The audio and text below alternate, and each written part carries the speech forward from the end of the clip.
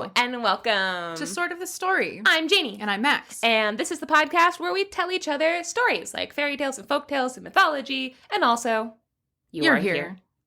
Welcome. Welcome. Unless you're a child, in which case not welcome. Get the hell out of here. Yeah, get a heck on out of here, you little doggy. It didn't take long. Get a heck on out of here. Didn't take long to get weird. So, yeah, we're really excited that you're here for episode 84. 84. We're getting a little bit crazy over the fact that we are almost to 100 episodes of this podcast. That's a lot of episodes. This is a weird amount of episodes. 84 is also a stupid number. Should we just not even do this? Yeah. Anyway, we'll see you guys next week on 85. The sexy episode. You know what, though? If the thought of not listening to us for a week sent you into a spiral of pain and depression, then don't worry. There is an go ahead. offer that we would like to extend. No, you're doing to prevent that. You're doing so good, buddy. Thanks, man. Take your time. You can join us on Patreon, and for $7 a month, you can get a whole extra super sexy, fancy, elegant, classy bonus episode each month. And they are classy. We put off the air of two women drinking champagne in our fanciest underwear. So yeah, if you want that, go over there, $7. You become an official story baby, and it's awesome. And if you're like, I actually hate listening to you, I would rather just write to you personally and tell you that we don't think your underwear is fancy at all. Guess what? You can do that for $3 a month. That gives you access to our Team Troll tier, and it gives you access to our Discord, where you can chit-chat, and you can hang out, and you can rap battle, and you can ask questions, and we'll put those questions maybe in the bonus episode, which you can't listen to unless you pay an extra $4. And the rich get richer. So yeah, head on over to Patreon. The links are in our bio. You can also find all of our socials and our email information, as well as information about the stories at our website, sortofthestory.com. Yeah. Okay, well, that was professional and, dare I say No. Sexy? Do you want to just get into it? Do we have any news to share? No. Let's do it. This is a first. Yes. Let's make this episode 30 minutes long. Go! Woo, woo, woo! Okay, Janey. Okay, Max. I've got a very dumb story for you this week. I'm so excited. I just bought a bunch of books off of Thrift Books, and I went through 4 of them that I had not cracked open before, and I was like, surely if I grab a pile of 4 books, I'll be able to find a story that I really like among 4 books. Wrong. And foolish. Sometimes it just doesn't happen. It's the weirdest thing. We read stories all day, every day, and sometimes, no matter what we're looking at, it's not good for the podcast. Yeah. That's a bummer. It is. So I put back those 4 books. Yeah. And I picked another book, which is a collection of Italian folktales by Italo Calvino. Yeah. Who edited, compiled, and retold a lot of traditional Italian folktales in this edition. It's very cool. He is a noted Italian folk story reteller from the 19th century. When your parents want you to be Italian so bad, they named you Italo. Italo. The boy of Italy. And his sister Itala. The girl of Italy. And their non-binary sibling Itale. Itala X. Itala's last name, she's married. Okay. And she married into the Tapasta family, so her name is Itala Tapasta. Eat a lot of pasta. And that's it. That's the joke. See you later, everybody. Actually, Italo later married into the the Dove Eggs family. So he is Eat a load of eggs.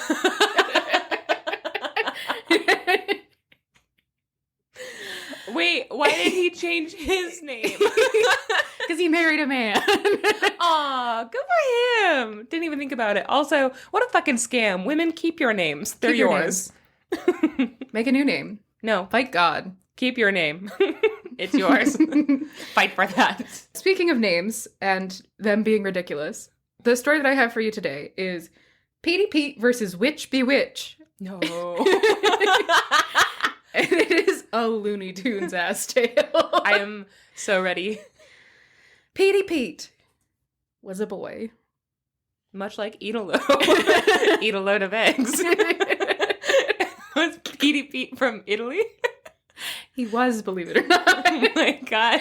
Pete was a little boy, and he went to school. He walked to school every day, and every day on his walk to school, he would pass by a pear tree. Okay. And every day on his way to school, he would climb up the pear tree, and he would sit on a branch and eat a bunch of pears, and then climb down and go to school.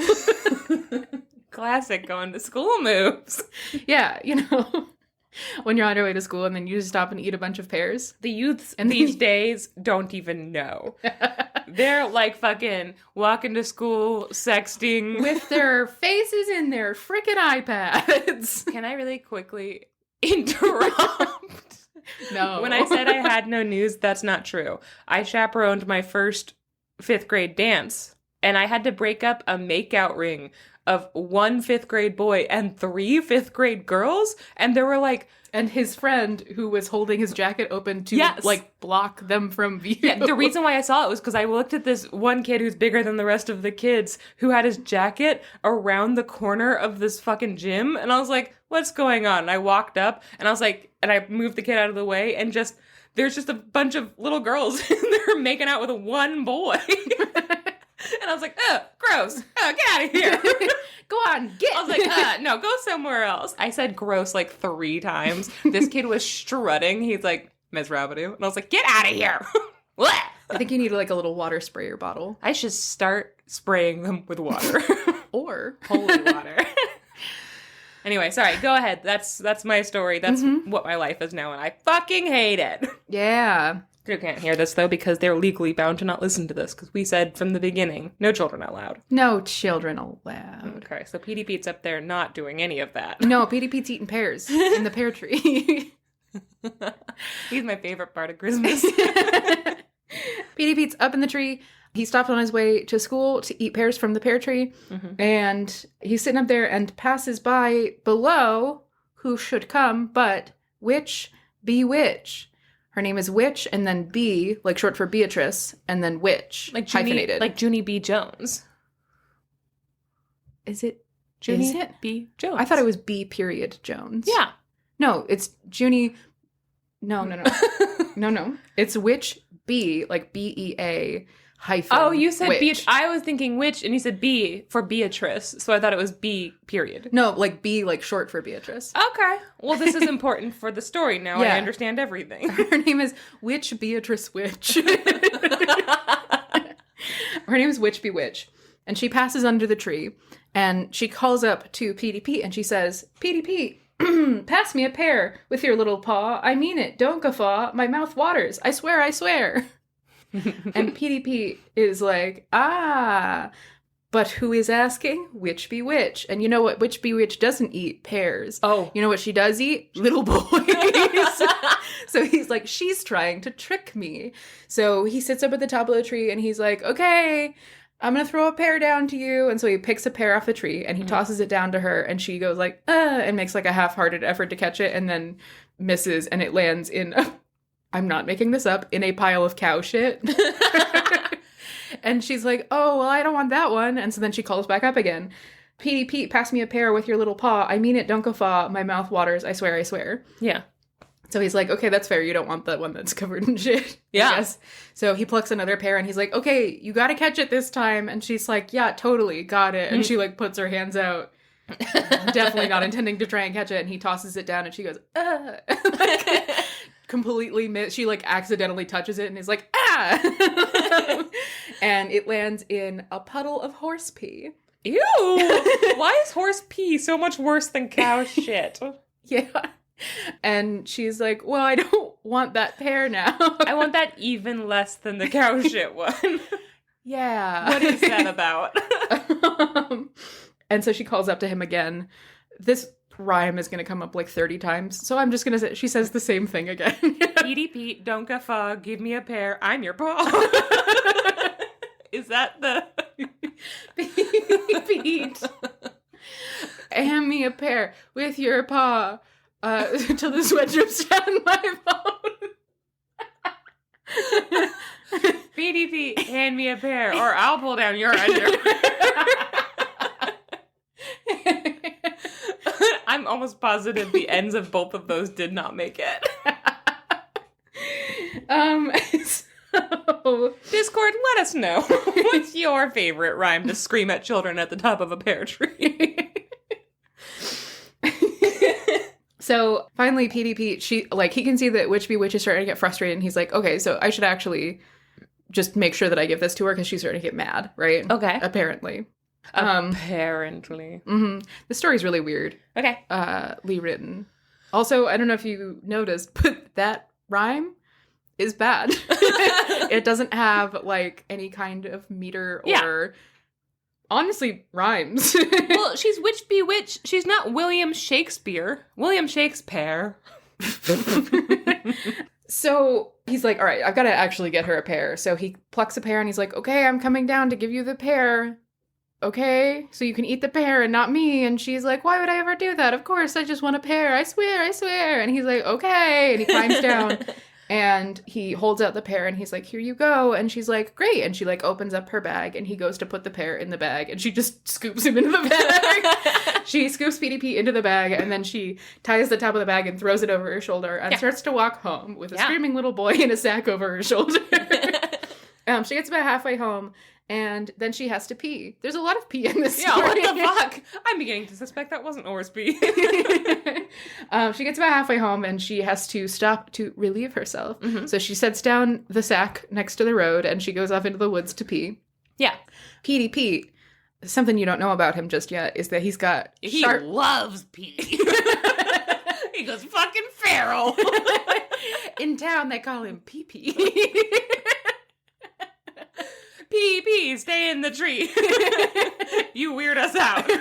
That's something I don't want to see. Pee, you're not in here, are you? Pee, you know that hiding in a bathroom's a felony. You cannot come here to watch me pee. Pee, are you hiding in my bathroom? You have to tell me. Otherwise, it's entrapment. Tea.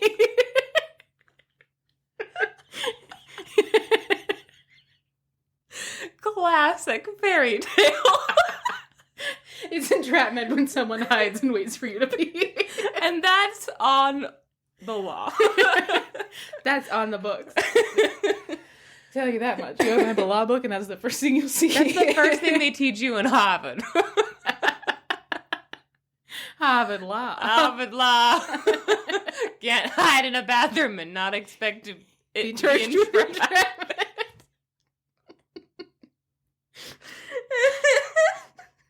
This is bad. All right, so Pete is enraged by the sound of her forceful stream. The thing you don't know about Pete is that he's got sharp little teeth like a rat. So he's in this sack on the side of the road, and he starts furiously gnawing on the rope that's holding the bag shut. And in moments, he has sliced through it with his razor-sharp incisors. And he climbs out of the bag, and then he goes and he picks up a really big rock, and he puts it in the bag, and then he ties the bag back up. So when Witch Bea-Witch comes back from the woods, he has fled. Yeah. But all she sees is the sack with like a lump in it, and she picks it up and she says, "Oh, Pete, to carry you is a feat."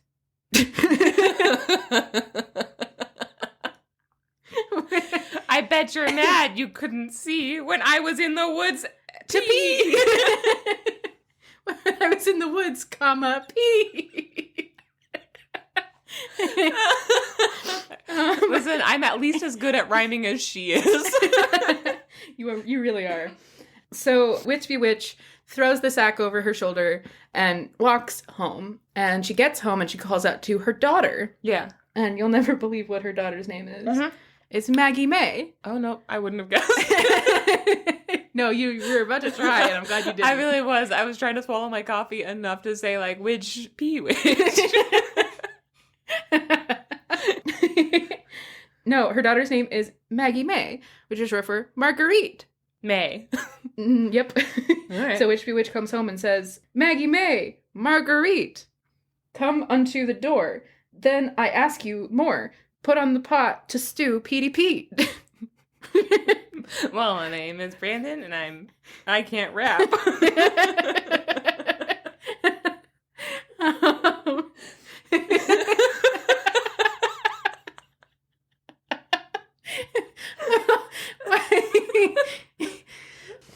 There's a tweet that Max showed me years ago, which was like, my name is Brandon, and I like to rap. I'm not very good, and I like to rap. Yep. So she calls out to her daughter, Maggie May, and she says, come to the door, help me bring this in, and also put on a pot of water to boil on the stove. Yeah. And so Maggie May helps her bring the bag inside, and then she goes and she fills a cauldron up with water, puts it over the fire until the water boils and everything. And then Witch Bea-Witch is like, great, now we'll have a feast. And she takes the bag and she tips it over upside down into the cauldron. And this big old rock falls out of the bag and smashes the bottom of the cauldron. And boiling hot water, like, goes out into the room. Yeah. And also the water lands on the fire. And so it's just clouds of steam. And, like, their feet are being scalded. And they're like, no!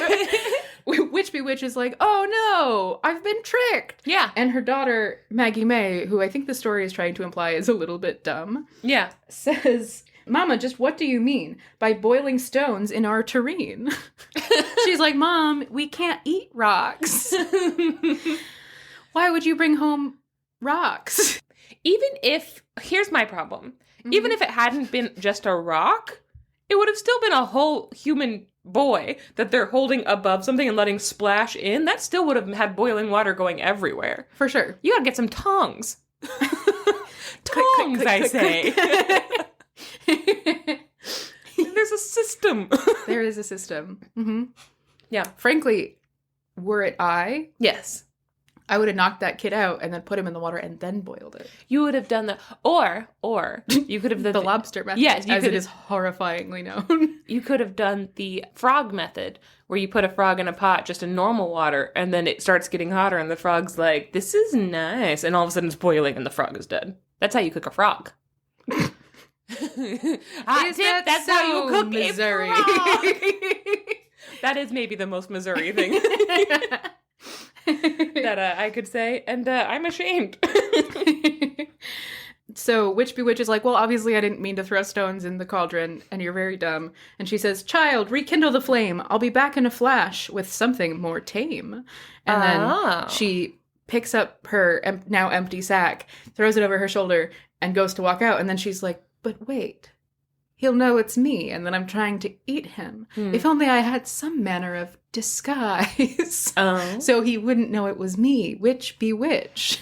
And she puts on those novelty glasses with the mustache attached. Very close. She puts on a blonde wig. Yes. Yes. She puts on a blonde wig. She goes back out to the pear tree. And sitting in the pear tree is Petie Pete, because he didn't go to school after escaping from a witch. He went back to the pear tree to eat more pears. Didn't go home. Didn't go to the authorities. What a delinquent. What a delinquent. What a little pear boy. I hope he gets eaten at the end of the story. He's being a little bit parasocial. He's being a little bit pernicious. He's being a little bit paranoid. He's a little bit perilous. We've been rewatching Letterkenny. Yeah. It shows. So she goes back to the tree and she sees that once again, Petie Pete is sitting at the top of the tree. And now she comes up with her blonde wig and she's like, oh, hello there. And she says, Petie Pete, pass me a pear with your little paws.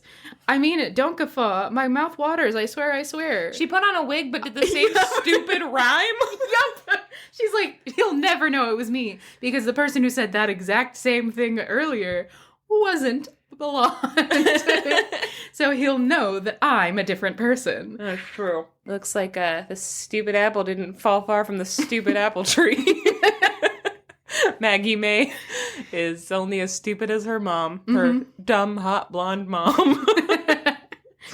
So Petie Pete immediately recognizes Witch Bea-Witch. What? And he says, no, you're Witch Bea-Witch, and you're gonna try and eat me again. He says, pears I refuse to old Witch Bea-Witch, who would bag me without a hitch. This sounds romantic. It kind of does, Yeah. doesn't it? Bag me a good one. Without even a hitch. And we got hitched. Oh. Aw. Pears. Pears be the fruit of love. Eat on. So he says, no, I'm not going to give you any pears. Obviously, you're that lady who tried to eat me literally moments ago. Yeah. And she says, no, I don't know who you're talking about. I'm a different person from whoever you're thinking of. I've been in my house all day. This is the first time I'm leaving my house right now. And I came out here and I talked to you, and that's all I've done today. And he's like, well, okay, if you say so. Oh, no. And then she says, Petie, pass me a pear, blah, blah, blah. Pull my hair. Pete, look at my hair. And he's like, well, okay. And he tosses down a pear and it lands in shit again. And then Oh, no. she's like, no, toss me another one. He's like, okay. And it lands in piss again. Ew. And she's like, The piss one really bothers me. I know. It's so gross. And so then finally she's like, come down and hand me the pear yourself. Yeah. Blondes have more fun. And Pete comes down from the tree and he's like, okay, here's your pear. And she's like, great, put it in my bag. And he's like, this bag looks familiar. And then she pulls it in the bag. No, Pete, no. Pete, you dumb idiot. So she starts to walk home again. And she gets about halfway home and has to pee again. You think she accidentally drank a bunch of that boiling water? Probably. Like, damn it. Yeah, she's doing a lot of walking. That doesn't make you pee. Oh.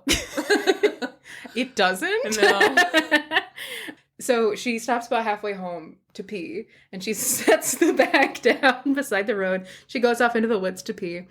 And this time she's tied the bag tighter because she is capable of learning a lesson. She's tied the bag super tight so that even Pete with his mandibles of steel can't bite through the rope that binds him into the bag. So his second plan is to call like a quail. Oh my god, is there a quail in this room? They say Bob White. They say that that's the sound that a quail makes. I don't believe them. Bob White. Bob White. Is there a quail in here? Hi, White? Bob White? White Bob. I'm here to meet with Mr. Frankenstein. What's happening to us? I have a meeting. I couldn't think of a single name other than Frankenstein. Bob White, hi. I'm here to interview for that position.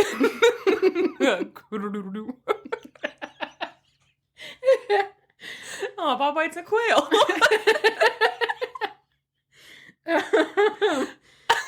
If Mr. Frankenstein knows what's good for him, he'll hire that son of a bitch, Bob White the quail.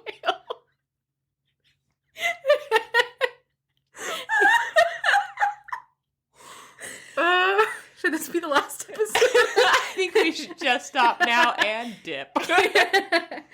So, PDP in the sack. What's up? Just he's in a sack. Bob White. Bob White. Bob White. Bob White. Checking in. Bob White. Robert White. Oh, please, Robert White was my father. Call me. So, Pete is in the sack and he's making a quail call because, and here's his master plan. He knows that people like to go out into the woods and hunt quail. I mean, I love it. Didn't realize I could find a community. Yeah, so he makes a quail sound and pretends to be a quail caught in a bag. Bob White? Oh my god, I gotta go get that quail. Unfortunately for him, a hunter is passing by nearby who happens to be hunting quail along with his trusty hunting dog, and he hears just a dead ringer for the sound of a quail. Bob White. Representative. Mayor Bob White. Running for comptroller, Bob White. Attorney General Bob White. Embroiled in another scandal, Bob White. Wienergate. And that dog's like, It's Wienergate! I didn't vote for him. Hashtag not my Wienergate. I just punched the table. So this quail hunter hears what can only be the sound of a quail stuck in a bag. So he goes to find it, and instead of doing what you might do, finding a quail in a bag and shooting it in the bag and then retrieving the quail without any difficulty, instead of doing that, he opens up the bag, which is, I suppose, fortunate for Petie Pete, who crawls out. Why? Okay, Max, no hunter would see a bag and be like, well, this counts. And then without looking inside, just shoot a bag. Okay, but it's like if you see a deer. I guess I'm assuming that he's hunting for, like, food. If you see a deer. But I also guess people tied who are hunting up for food don't hunt quail. Well, if you see a deer tied up, it has a collar around his neck, and it's just tied to a tree, they're not like, score. I mean, I guess if you're a bad man. But also... Bad man. Yeah, sure. I don't know. No, it just seems silly. I don't think silly there's a to open single the hunter sack. that would just shoot a bag. It seems silly to open the bag. Well, that you hunt for fun and for food. Doesn't sound very fun to me. Oh, really? You don't enjoy going to the grocery store? No. Yeah, it's bad. I get really tired a lot when I'm at the lights are bad. They hurt my eyes and brain. Bob White. You ever feel like that? Bob White. So the hunter goes and opens up the bag, and Petie Pete rolls out, and he's like, thanks, mister. And the hunter's like, sure, you're welcome, small child who I just found in a bag. Did you see a quail around here? And Petie Pete's like, no, that was me. Also, you're a quail? And just start shooting. And Petie Pete's like, listen, man, you gotta help me. I got kidnapped by a witch. Witch bewitch. And she thinks I'm in this bag, so we gotta put something in this bag so that she doesn't know that I'm missing. No, Max. And this is really upsetting. No, Max, no. And the hunter is like, oh, I know exactly where you're going with this. Max, no. Run, boy, run. A rock? Do we put a rock in the bag? And Petie Pete is like, no, put your dog in the bag. So, again, being a bad person, this hunter puts his dog in the bag, and then he and Petie Pete go their separate ways. Oh, no. Witch Bewitch gets back from pissing in the woods. Wow, that was a long piss. It wouldn't have been if we hadn't interrupted each other 30 times. I mean, the hunter had enough time to untie a bag. I pee so fast. I pee often, but quickly. You piss like a racehorse. I know, that would be a long time. I pee in quick bursts. Maybe do you pee like a horse who is racing? Like I pee down my leg at all times. Like an astronaut. I've never been in a bathroom. What's it like? And to be fair, the only reason why I haven't been to a bathroom is because old Pee-Pee is always in there trying to peek on me. Pee-Pee, the Pee-Pee peeker. Wienergate.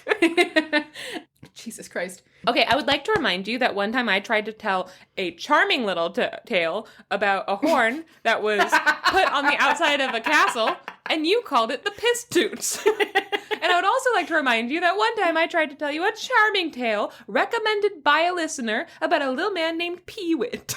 Guess how that went? Pissgate. I think we could make a whole entire, like, you know how piss playlist? A play pissed? Piss list?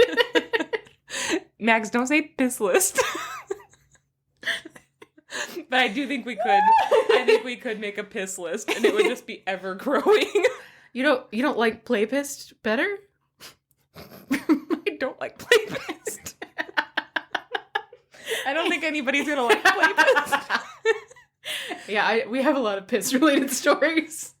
And that's my fault. Yes, it is.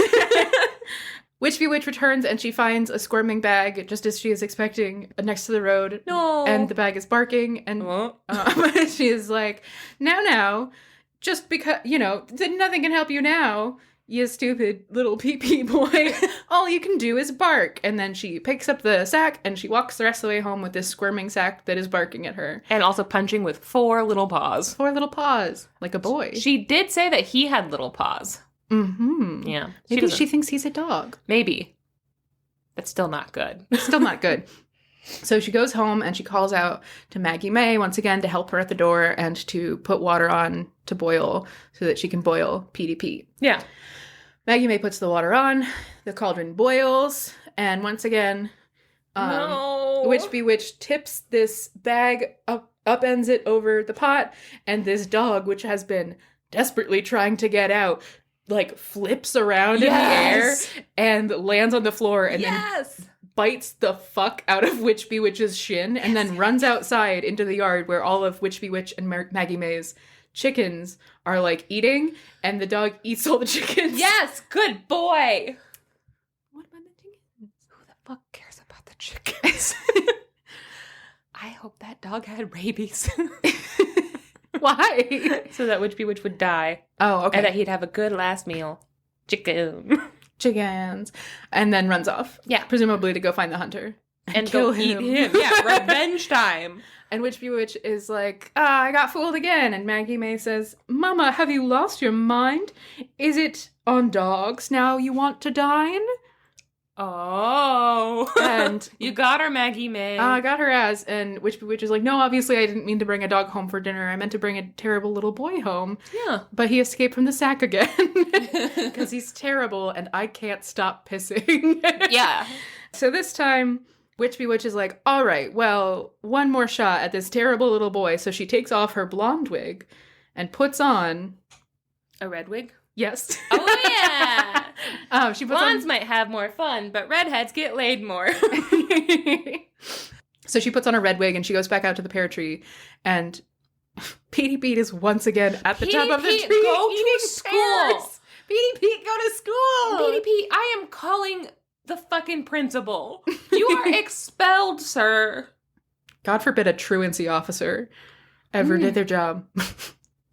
I mean, they can't fucking... He's one kid. You don't want to come to school? Where are his parents? Where's Mr. Bob White? Discipline Please, your child. Mr. White was my father. Petie Pete is back at the top of the tree and he's eating pears, and Witch Bea-Witch in a red wig comes up and is like, oh, Petie Pete, pass me a pear with your little paws. I mean it, don't guffaw. My mouth waters. I swear. And he's like, where have I heard this before? And she's like, nowhere. I'm brand new. I actually just came in from out of town. I've never been here before, and I don't know who you're talking about. And How he's many like, pears are on this pear tree? more than a few pears. Yeah, right? So the whole thing again. Yeah. And then she puts him in the sack Good again. luck. This is on him. I hope he dies this time. Yeah. Kind of. Right? Everyone sucks in this story. Except for the dog. Except for the dog. That hero dog. That hero dog who ate all those chickens. Yeah. Look at all the chickens. So Witch Bea-Witch once again has him in the sack, and this time she's like, no pissing. Yeah. And so she holds it until she gets home. And she has this sack. She calls to Maggie May to come help her bring the sack inside. But at this point, it's like nighttime. Yeah. And so Witch Bea-Witch is like, it's going to be so long before, like, we can cook this child and make dinner, and it'll be, like, midnight. Yeah. And, like, you know. So she's like, Maggie May, take Petie Pete, put him out in the chicken coop, and then tomorrow morning, I'm going to go out first thing in the morning, and I'm going to run errands. Oh, my God. And while I'm out, I want you to make him into, like, potatoes and hash. Okay. Which honestly made me kind of hungry. Yeah, I was going to say, that doesn't sound bad. That sounds pretty good. And I hate Petie Pete, so fucking... Piss hash. Don't say piss hash. Do. Go ahead and try. Maggie May takes Petie Pete out to the chicken coop, and she locks him inside. And they go to bed. The next morning, Witch Bea-Witch goes out to run her errands. I don't know. Yeah, what errands could she... She's like, I have to go find one of those bladder bags. Diapers. I was looking for the word diapers. I'm going to go see my doctor. I think I have some sort of UTI or something.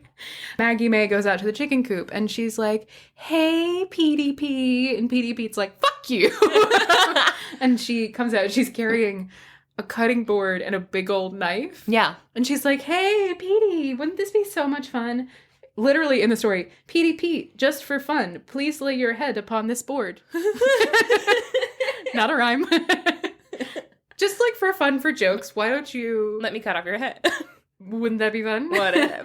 And PDP is like, oh, yeah, that would be fun. I'm worried I'm going to fuck it up, though. Can you show me how to do it? And she's like, yeah, of course. So she, like, sets down the knife and the cutting board, and she, like, lays her head down on the cutting board, and she's like, just like this. And he's like, great. And he takes the knife and chops off her head. PDP's a psycho. PDP's a psycho. Yeah. And then, continuing the theme of PDP's a psycho, someone should check on this child. He gets out the frying pan that she had heating up, and he puts her head in the frying pan and starts to cook her up. Yeah. Witch Bea-Witch comes back home and she calls out and she's like, Maggie May, what is cooking? It smells so good. Mm-hmm. And PDP calls out, it's me, I'm cooking.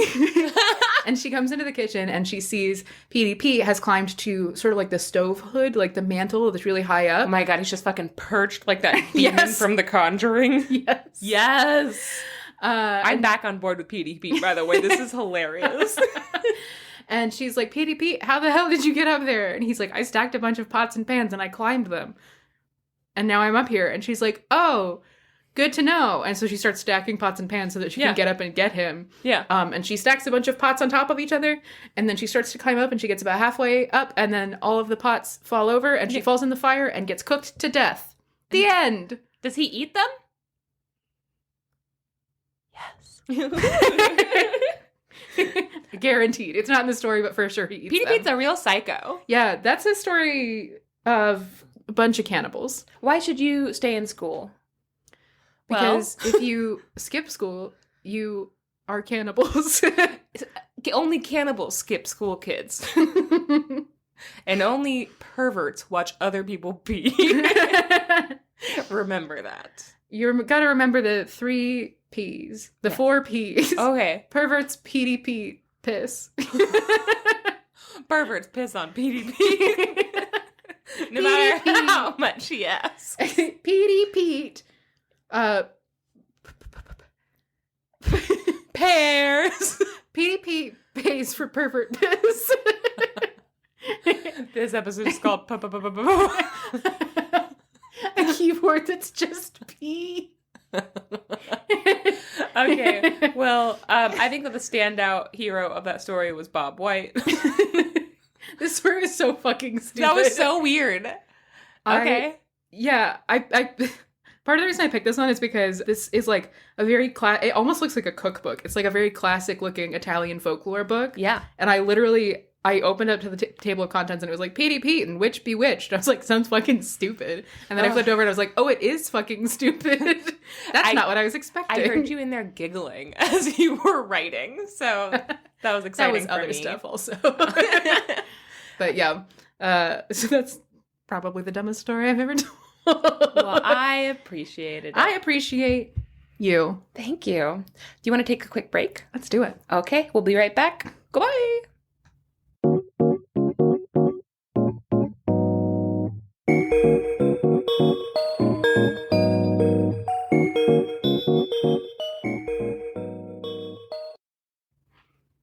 Okay, Max. Hi, Janey. So recently, over Christmas? I gotta get my timeline right. At one point, you gave me a collection of Andrew Lang's first 4 fairy books. Fairy books of many colors. Yes, you gave me the first floor. No, you gave me the first 4. I keep them just on take the this first from the floor. top. All right, so you gave me the collection of the first 4 of Andrew Lang's fairy books of many colors. The blue, the yellow, the red, and the green. That's the first 4 that he wrote. I have slowly been gathering all of them because they're just so good. I have now the pink also, which I'm going to be reading from today. The lilac, the purple, which are very close to each other. I also have the rainbow book, which is bigger. It doesn't match the collection, but I'll allow it. So, yeah, I'm going to be taking one from the pink fairy book. And just like the other ones, which seem to mostly be grouped in specific, areas, most of this one is Asian stories. I somehow managed to find the only non-Asian story, so I will be telling an Italian one. Ooh, a couple of Italiano Storianos today. That's us, Italiano Storianos. So, yeah. The Couple story of piss paisanos. That's not us. Not both of us. So this one is... neither of us. This one is how the hermit helped to win the king's daughter. And it was collected first by Laura Gazenbach in Sizilianische Marken. She's German. Oh, yes. I've told a story from that collection before. Yeah, Sizilianische Martian, I think. Martian. So he makes a note of this in the intro, which all of his intros are always very charming and very well written because Andrew Lang is adorable. And he always credits his wife, and he calls her Mrs. Lang. Always, like, she's credited by name and everything, but when he specifically talks about her, he's like, anyway, and as you know by now, dear readers, all the French has been translated by the brilliant Mrs. Lang. All of it. And I'm like, God, you're so cute. Obsessed with Andrew Lang now. I want all of his stuff. Yeah. So... yeah, but he mentions that all of the Sicilian stories here are translated by way of German first, which makes me think that it's like when we put, like, Russian to English back to Russian, almost, you know? Like, maybe there's a little bit that perhaps is off, but who knows? Like that translation anecdote that I always share where it's like, what is it called? The will is strong, but the spirit is weak, or something like that? The body is willing, but the flesh is weak. Yes, and it translated back and forth from Russian back into English. It is, the meat is good, but the wine has spoiled. So good. So good. Okay, so that's where we're going from, and this is a pretty wild story, and I'm very excited to tell you about it. How the hermit helped to win the king's daughter. Ooh. All right. There once was a very, very rich man who had 3 sons. When the man was on his deathbed, he divided his fortune between his 3 sons evenly.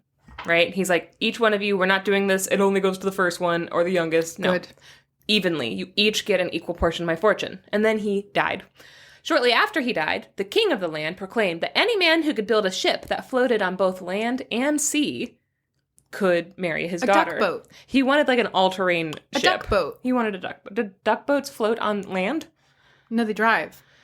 I guess that makes sense. So, immediately upon hearing this, the older son thought, well, I'd love to marry the king's daughter, and then I can have all the king's wealth plus my wealth. And so he was like, I'm going to go do it. So he hired all of the shipbuilders in the land to come to his yard and start building a ship. And at first they were like, we're not coming. And then he started making a milkshake, and they were like, okay, we'll be there in 5. So the shipbuilders worked tirelessly, and soon word spread and people began to like gather in his yard to watch. His shipbuilders brought all the people to the yard. And they're like, what a big ship. How's that going to be on land too? Anyway, so eventually people started to show up looking for work. They're like, oh, somebody's hiring? Yes, please, we need work. And so this group of old men came to the house and they begged to be given work so they could earn their bread. And the eldest brother was really, really mean. Kind of a dick. And he laughed in their faces and he told them, like, you're useless and you need to get off my lawn. So goodbye. You're not good for anything anymore. Like, you've already peaked. You should die in a gutter. And then he, like, slammed the door in their faces. Also, I fucked your girlfriend. And your mom in the grave. So soon after, a group of young boys came to the door and they begged for work. They're like, we would also like to earn our bread.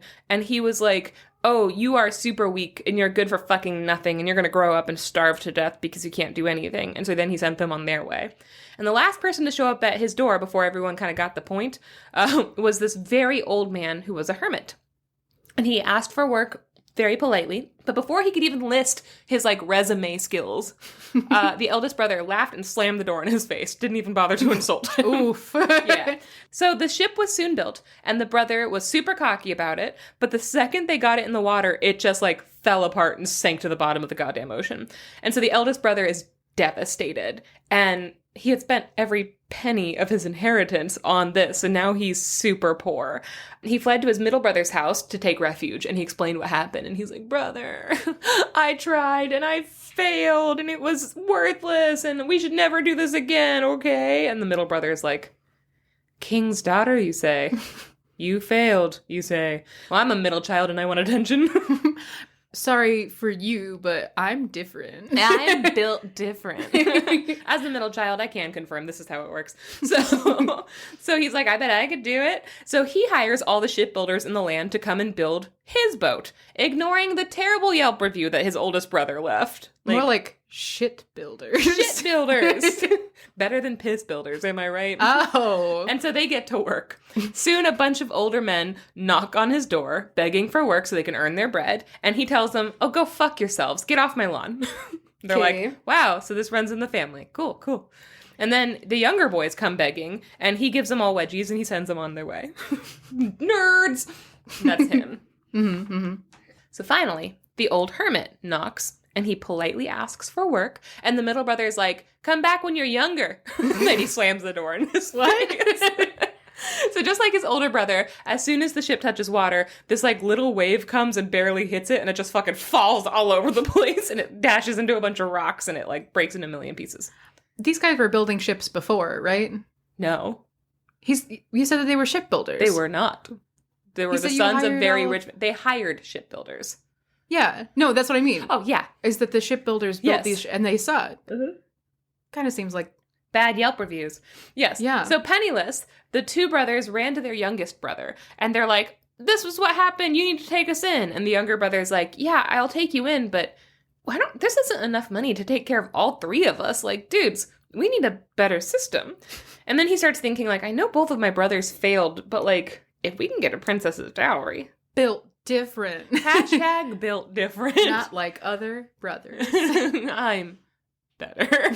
So he knew, he's like, marrying the princess is going to give us a big enough dowry that we can all live well for the rest of our lives. And so he calls all the shipbuilders, who at this point, they must be exhausted and like tired of spoiled rich boys crashing their yachts.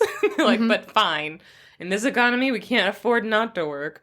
And so he's like, okay, so get to work and good luck. Do better than what you did with them. Okay, guys? And he gives them like a little pet talk and a little sandwich each, and then he sends them off. I think you're going to say he gives them a little pat on the ass. A little pep talk, a little light workplace sexual harassment, and then he sends them off to work on the boat. So when the old men come knocking on his door begging for work, he's like, okay, so he gives them easy jobs around the yard. He's like, you guys are pretty old, but like, yeah, you can go help them. They'll put you to work. And he makes sure they have lots of waters and shade for breaks and like little snackies. And he's like, you know, we have mandated little break times. You have like an hour for lunch. Of course, if you take a shorter lunch, you can leave early that day, you know, union breaks. You boys want some lemonade?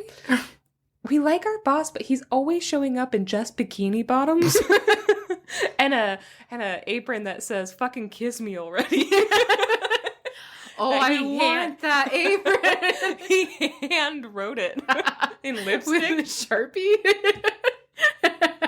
I want that apron so bad. Fucking kiss me already. So, fucking kiss me already. I'm cooking. I'm almost done. Okay, so when the young boys come begging, this is taking a turn. He cheerfully puts them to work next to more experienced shipbuilders so that they can like also like help out, but also learn valuable skills that they can like transfer as they get older, you know. And he wrote them all recommendation letters. And he wrote them all recommendation letters. Yeah, he makes sure that they are like, you know, they are able to go out and be successful later on. And when the old hermit knocks on the door, the youngest brother said, quote, "Oh, father, I could not suffer you to work." And then he slams the door and I'm kidding, no. He's like, "But you shall be the overseer and you can look after the rest." So he's like, "You're den mother." Also, fucking kiss me already. So the man was a holy hermit. Not just a hermit, he was holy. And he was moved by how kind this youngest brother was. And so he vows to help him achieve his goal no matter what. So finally, the ship was finished, and the hermit told the man, quote, "Go and get the king's daughter. The ship will float on land and sea. It will not sink." And the youngest brother is like, "What the fuck? Wait, hold on. You sound like you're saying goodbye." And he's like, "Oh, I am. Your ship is built." And he's like, "What? I just assumed you'd go with me. You're the overseer. You're my dad now. You're just going to make me go alone?" And the old man is like, okay, like, calm down. You sure are crying a lot for somebody with such an aggressively confident apron. So he says, "I will go with you on this journey on one condition. I want half of, you know, everything that you get. Okay? And that's fair. I want to be compensated half of what you get." And he's like, okay. And so they shake on it. And they take off.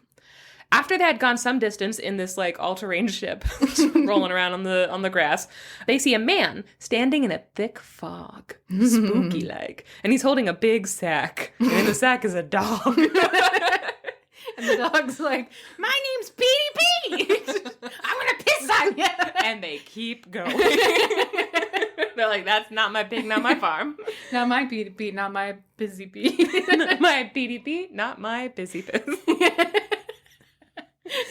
Okay, so they see this man standing in the fog holding a sack, and they watch in amazement as the man takes handfuls of the fog and stuffs it into a sack.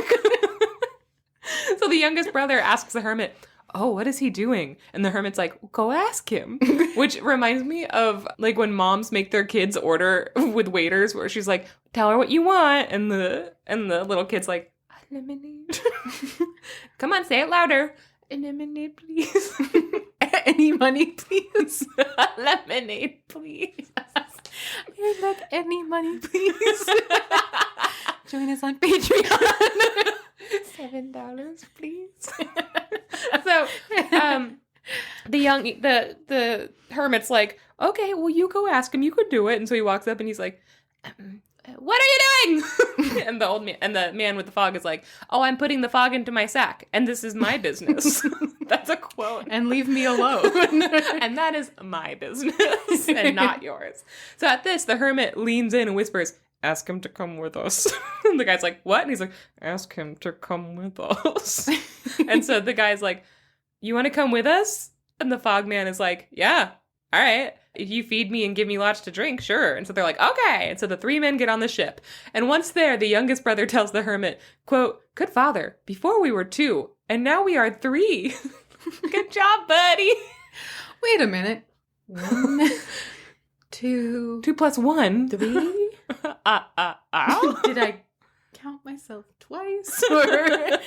And so after they had traveled a little further in the ship, they notice a bunch of trees had been ripped up from the ground. They just start seeing like more and more bare land, and they're like, whoa, with like giant holes in the ground. Hirashimataro. And so Hirashimataro? Hirashimataro, right? You're saying Kentaro the golden boy? Maybe. I don't know. That you said it so confidently. I was like, did we tell another story about a strong little Japanese boy? I don't know. Oh. Tell us in the Discord. Pay us $3. Tell us in the Discord. Okay, so soon they saw a man carrying half the forest on his back, like it was nothing more than a Jansport full of Pocky. It's the only thing I could think of. The hermit. How many people have you seen walking around with a Jansport full of Pocky? At least one. Me. Oh. So the hermit. Full of Pocky? Full. Loose. Oh. I mean, that's the only way you could do it. Otherwise, there'd be a huge waste of space, right? Mm-hmm. So the hermit told the youth. No. Different flavors or same flavor? All different flavors for all different friends. What if they like get this stuff on each other? What stuff? The flavors. Okay, so the hermit tells the youth to go up and ask what that man is doing. And the kid's like, what are you doing? And the strong man replies, why, I've merely been gathering a handful of brushwood. Meanwhile, he's got the whole fucking forest on his back, just like strapped there. And he's like, gathering sticks. And so at this, the hermit's like, ask him to join our crew. Ask him if he wants to be in our team. And so the strong man's like, yeah, okay. Our team? Yeah. Against what? He's like, yeah, okay. If you feed me and give me like lots to drink, sure. And so they agree and they, set out. And at this point, the youth is like, we were 3, but now we're 4. And Wait the hermit's a like, minute. really, really good job. But let's not talk for a while, okay? Let's be quiet for a little bit. Let's play the quiet game. Yeah. And so next they saw a man drinking out of a stream. Not only was he not shitting himself to death from giardia, but also he was drinking so quickly that the stream was nearly dry after just a few seconds. These men are eco-terrorists. Yeah. One of them's like deforesting. That's a word. Yeah. And the other one's just like drying up streams.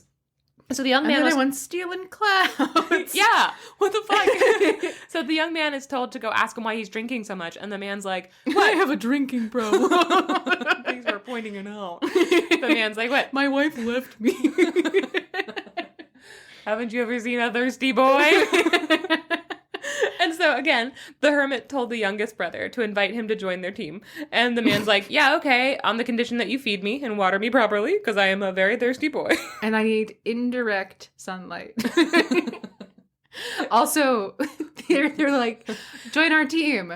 So far, I have no concept of why they're making a team. I choose to believe it's because they're going to go try and beat a bunch of aliens in a basketball match, and eventually they will find Michael Jordan. Who is the princess. Oh. Remember that Michael Jordan is the princess when we get to the end of the story. Cool, Thank good. you. Okay, so they're like, yeah, we will give you everything that you want. And so next they come across a man standing in the middle of a stream, which I guess is like almost completely dry. And he's like, wow, this used to be full. And he's shooting arrows straight into the water. I'm going to show you what this man looks like because this is why I picked the story. Oh, I'm so ready. I'm not a horny monster. And that's important to remember. Mm-hmm. I should have marked this page. Okay. Huh. Bit of a butterface. The important part is that he's got a real hot body. Yeah. He's like a Greek god. He's casually pointing an arrow into the stream. He's wearing a sarong. His face looks kind of like if you shaved off Yosemite Sam's mustache. But his body. Anyway, I thought this was super hot. So, and he's wearing what looks like a hat. It's a Robin Hood hat with a feather in it. Cute. He is cute. I like him. Cute. Show me what's under that sarong. So, I'm not a horny monster, so this man is shooting arrows into the water.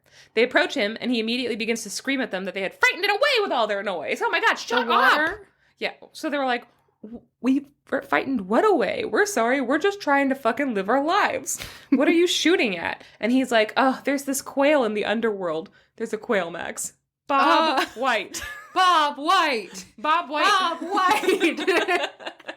Bob White. Bob White. Bob White. You can't scare Bob White. Fucking try. Fucking try. This is the Bob White / Sack episode. Bob White Sack episode. Okay, so he's like, there's this quail in the underworld. It's no big deal. Stop asking so many questions. What is this, an interrogation? No, you're being weird about this. Go away. And they're like, oh, you want to come with us? You want to get on our ship and be in a close space with us? And he's like, yeah, okay. And so I wasn't doing anything anyway. Yeah. So they go off again, and they come across a man striding towards them, which would be normal, except that his steps were so long that, quote, one foot was on the north of the island and the other was right down in the south. So he's doing like the world's longest split. And they're like, what's up? He spat in their fucking face and he was like, I'm allowed to go for a walk, you fucking pervs. So that's what he's doing. And they're like, do you want to get on our boat? He's like, okay. How? Right. How's he going to fit all them legs in there? And now there's not room for all them stems. And now their 6 become 7. Oh. That is weirdly Looney Tunes. Yeah. To have the legs like stretch like that. Mm-hmm, mm-hmm. This is the Looney Tunes Sack Bob White episode. Bob White's a Looney Tunes sack. They finally reach the king's castle, and the young man parked his all-terrain ship in front of the castle, and he bows really low. And he's like, I built your weird ship, now give me your daughter, please. And the king's like, I'm not thrilled that you just showed up here. I don't know you. Also, who are all these boys? There's so many men on this ship. I'm not just going to let my daughter go with you. And that's fair. And so he tells the young man... That guy's got stems for days. Yeah, that one is clearly a pervert. So he tells the young man that the only way he could have his daughter would be if he could find someone to deliver a letter to hell in under an hour. And the young man's like, that wasn't the deal. You put out a very specific proclamation. I made your ship. And the king's like, well, I mean, you can do what you want, but you're not getting my daughter unless this letter is delivered and answered by the Lord of Hell. He's just like, listen, I don't make the rules. I just enforce them. And it's like, no, you do make the rules. You're the king. You're the king. What? So the young man is very upset, right? Because this is unfair. And he goes stomping and crying back to the hermit. And he tells him the story, and the hermit bops him on his little head and says, you fucking idiot. You dummy. Why do you think we have this ragtag group of misfits on our boat? For sex? That was a perk. Did you say ragtag or rad dad? Ragtag. Pretty sure they're all rad dads. They're all rad dads. This rad dad group of boys. This rad dad ragtag group of rude dudes with bad dudes. He's like, send old Lucky Longlegs to deliver the letter. He's real fast. And the young man's like, ah! He like slams his palm to his forehead and he's like, duh. And Stupid. You idiot. And so he goes back to the king and he's like, okay, I have somebody that can deliver the letter. And the king's like, well, I'm not thrilled again that you had somebody so quickly. But they give the letter to Longlegs and he immediately walks to hell, which only took like 2 steps. Right? Ooh. And okay, Daddy Longlegs. Daddy Longlegs. And so he found the ruler of the underworld and he was told to wait while he answered the letter. And I imagine the letter, he opens it up and it says, do you think I'm cute? Circle Y or N. And so he has to write back circling Y. Aw. That's what I think is happening. But it's taking a while. And so while he was waiting, Daddy Longlegs get really sleepy because he's walked a long way. And he decides... his step count is at like 5 for the day. And he's so tired. So he decided to take a short rest. But soon he was fast asleep. And he forgot all about the time constraint. He had to be back in under an hour. And so in the upper world, the youngest brother is starting to get nervous. Like the clock is ticking by. And so he asks the archer, can you look into the underworld and see what's happening since you seem to have that weird power where you can shoot Bob White in the underworld? In the and underwear. He's like, okay, Bob, you can shoot Bob White in his Bob Whiteys. Bob Tidy Whitey. And so the archer looks down and he reports back that their long-legged friend was asleep. And so at this, the archer pulls back his arrow and he fires straight into hell. His arrow hits Daddy Longlegs in the fucking knee.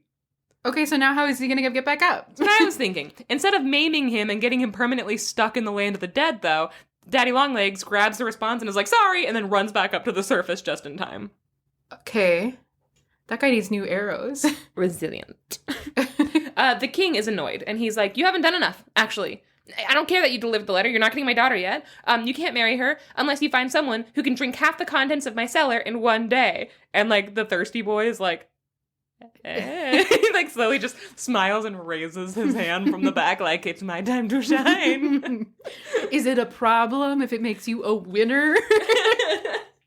It sounds like it's only a problem for losers. And Michelle, my ex-wife. Come back. Michelle, I miss you. Michelle. And so the hermit's like, send the guy who drinks a lot. Tell him to do his best. And so this guy is like overjoyed. He's like, yes! So he gets in the cellar and he does... No. Michelle. So he gets into the cellar and he doesn't just drink half. He drinks the whole cellar dry. Right? Mm-hmm. And he's like lying on the floor just like hiccuping and crying.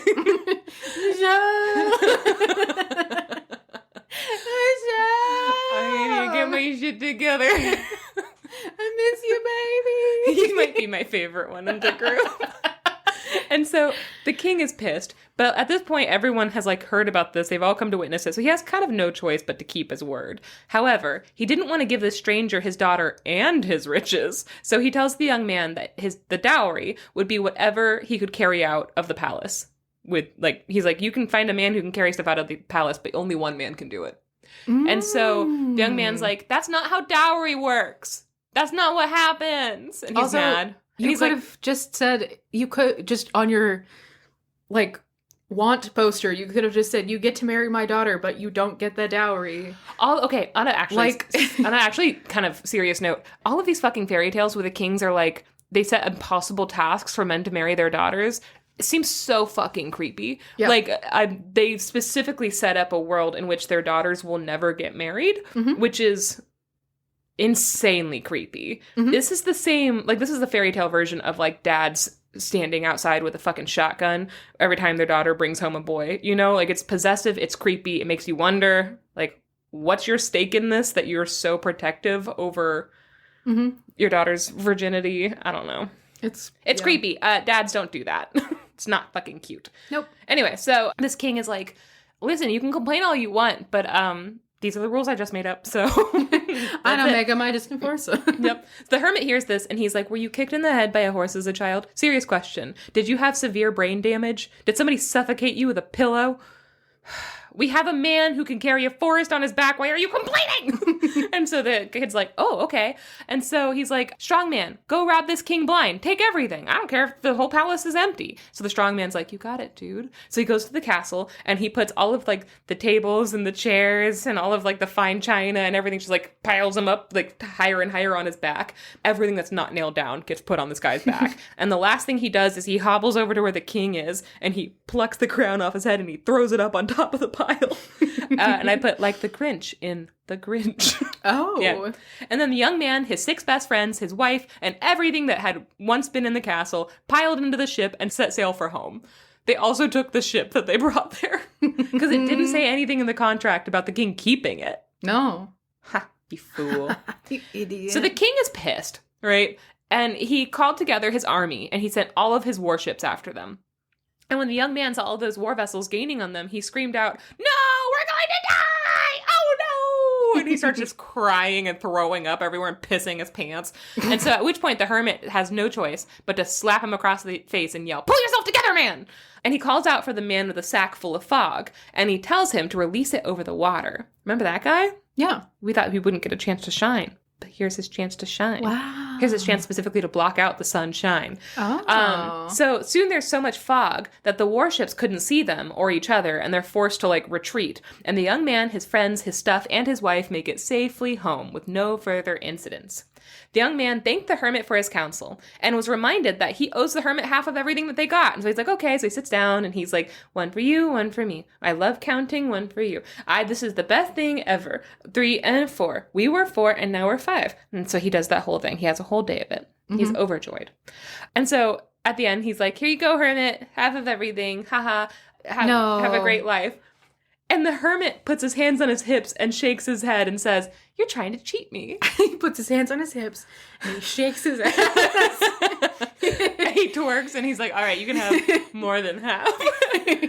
So half of everything I own and also my whole heart for dad ass. And so he's like, you're trying to cheat me. And the young man's confused. He's like, what do you mean? And he says, you're forgetting the best thing of all, the beautiful princess.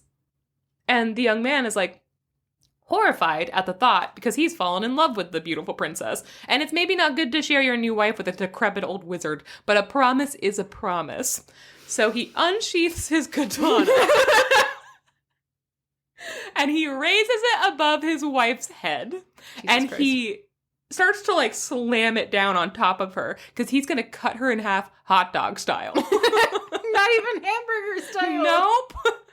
And the hermit screams, no, wait, I was just kidding! And he tells him, like, oh my god, keep your wife. Also, keep all your treasures. I don't want anything. That was a joke. He's like, I wanted to give you a little test to see how much of a good boy you are. And turns out you're a very good boy. And so he tells... keep your promises and you like to do murder. You love it. And that's what a good boy is. And so he tells the young couple that if they ever needed anything at all, they could call him and he would come. And then he touched their heads and vanished. Ping pong, bye. Ping pong, bye. I know how we should end this episode. So the next day, they had the wedding, and the 2 brothers came to the house, and they all lived happily together, all of them, in one house. Mm-hmm. This poor girl. And they never forgot about that friendly old wizard who had freaked them out at the end, but turned out to be an okay guy. Goodbye. Also, they can always ask him for help, and it won't even be weird, because it's not like he, like, tried to marry the guy's wife or anything. He tried to marry half of her. No, yeah, exactly. Like, so here are some notes. It's gonna be weird at Christmas. So that's the end. The notes are that the Pink Fairy book is full of many types of tales, including a lot of Asian tales, as I mentioned. In the introduction, Andrew Lang says this, and I thought I'd end on this because I love the way he writes so much. So this is a quote. We cannot all be young, alas, and pretty, and strong, but nothing prevents us from being kind, and no kind man, woman, or beast or bird ever comes to anything but good in these oldest fables of the world. So far, all the tales are true, and no further. So he had mentioned at the beginning that, like, there are certain stories in this book that might be scary for little kids. Like, he specifically calls out one. He's like, maybe skip that one if you have a sensitive child, which I'm like, Andrew Lang, good boy. Sweet boy. Then he's like, if you have a sensitive child, skip that one. It's going to be a little bit. He's like, and kids, it's a scary story, but it's not true. This isn't stuff that truly happens. He explains kind of the nature of fairy tales to children. And then he ends there with, like, the one true thing is that all of these stories have kindness in them, and all of the stories have, like, you know, meeting new people, and these are things that we can do, and that's the true part about fairy tales, is that there are certain values that we can emulate. And that's kind of how his introduction goes, which I thought was very sweet. That's really good. It doesn't mean much when an old man tried to split a woman in half. But, Yeah. you know. So yeah, that's how the hermit helped to win a woman. The moral of that story is muddy. Yeah. It's very unclear. Like, the brother wasn't an asshole, so a wizard helped him, and then the brother didn't really have to do anything else, and the wizard kind of did the rest of it. He seemed to only not be an asshole because he was too stupid. Yeah. He should marry Maggie May. He should marry Maggie. He'd have the world's stupidest babies. Yeah. Okay, well, guys, we're going to take a break and then go record the June bonus episode. Yeah. And so if you want to hear that, if you hear this and you're like, what? I want to hear a bonus episode, join the Patreon. Mm-hmm. And it's going to be a really good one, and I'm really excited about it. Yeah. I've got a cowboy story. Ooh, I'm so excited. Yeah. Okay, well, you know what? So with that, we're going to head on out. We'll put pictures up on our Instagram. Yeah. And all of our social media links are in our show notes and on our website, sortofthestory.com. Yeah. So, you know, ping pong. Bye. Ping pong bye. I truly don't know how our acoustics could get any better in this room, because we are recording on 2 mid-range microphones, and also we live inside of a giant conch shell. So I really don't see why there's an echo. Hey, Max, can you say it correctly? Conch. No. You think you're too good for the conch show? I'm moving out. I can't live like this anymore. Conch.